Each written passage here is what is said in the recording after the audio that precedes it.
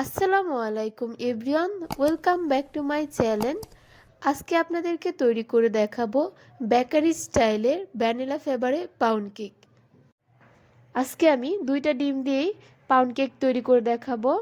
আমি ডিমের কুসুমটা আমি আলাদা করে রেখেছি আর সাদা অংশটা বিট করে নেব।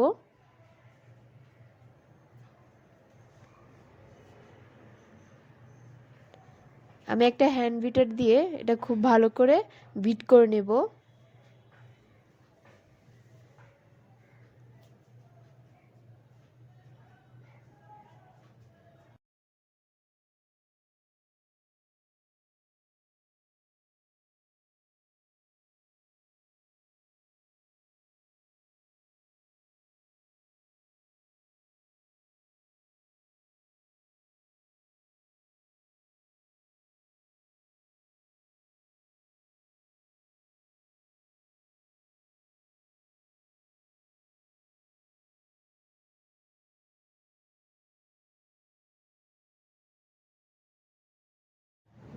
দেখতেই পাচ্ছেন কত সুন্দর একটা ফ্লাফি হয়েছে। এখানে আমি অল্প অল্প করে চিনি দিয়ে দিব, আর চিনিটা আমি নিয়েছি 250 গ্রাম।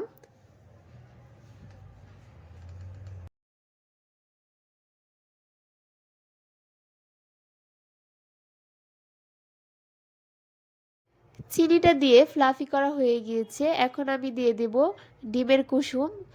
কুসুম দুইটা আমি দিয়ে দেব, দিয়ে আর একটু বিট করে নেব।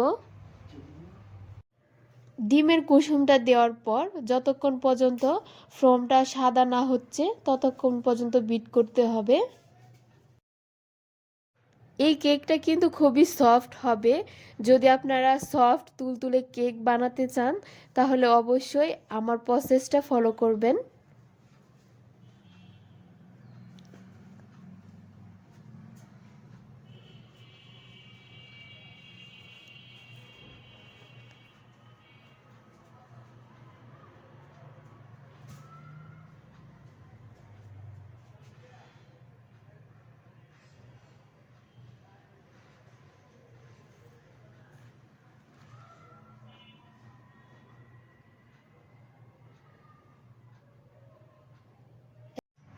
আমি এখন দিয়ে দিচ্ছি 1 টেবিল স্পুন সয়াবিন অয়েল।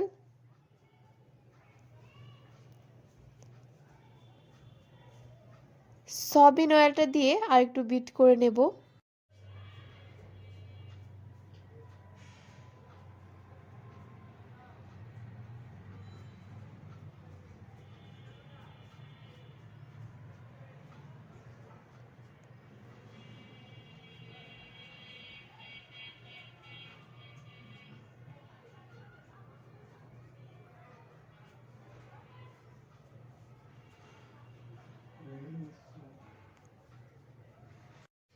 দেখতেই পাচ্ছেন ফ্লাফিটা কত স্মুথ হয়েছে, আর কালারটাও অনেক সুন্দর একটা সাদা কালার হয়েছে। এখানে আমি নিয়ে নিচ্ছি 1 কাপ পরিমাণের প্যাকেটের ময়দা।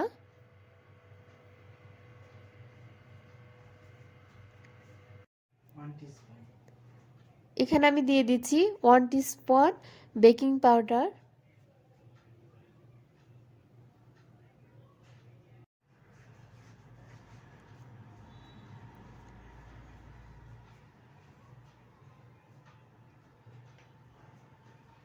দিয়ে দিচ্ছি ব্যানানা ফ্লেভার 1 টিস্পুন।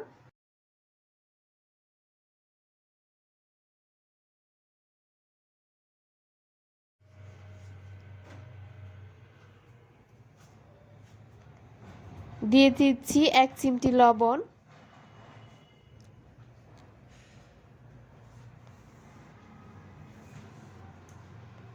এখন আমি খুব ভালো করে সবগুলো মিক্স করে নেব। এখন আমার মিক্স করাটা হয়ে গিয়েছে। আমি শুকনো উপকরণটা মিশ্রণের মধ্যে ঢেলে দিচ্ছি। অল্প অল্প করে দিয়ে আস্তে আস্তে আলতোভাবে মিক্স করে নেব।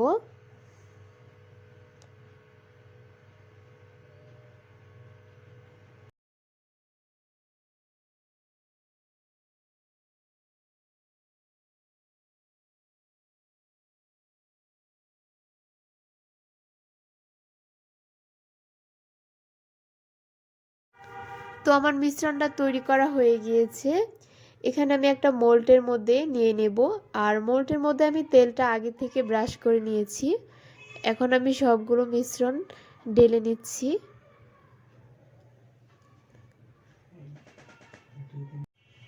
তো এখন আমি একটু ট্যাপ করে নেব। তো পাতিলের ভিতরে একটা স্ট্যান্ড দিয়ে মোল্ডটা আমি দিয়ে দিচ্ছি। এখন খুব ভালো করে একটা ঢাকনা দিয়ে ঢেকে দেব, যাতে কোনো হাওয়া বের না হয়। তো কিছুক্ষণের জন্য আমি এভাবে রেখে দেব, মিডিয়াম চুলার আছে। তো দেখতেই পাচ্ছেন আমার কেকটা ফুলে দ্বিগুণ হয়ে গিয়েছে। আপনাদেরকে আমি কেকটা কেটে দেখাচ্ছি যে কেকটা কত সফট তুলতুলে হয়েছে। তো আমি আগে কেকটা সাইড থেকে একটু কেটে নিচ্ছি, সাইডটা একটু ক্লিয়ার করে নিচ্ছি।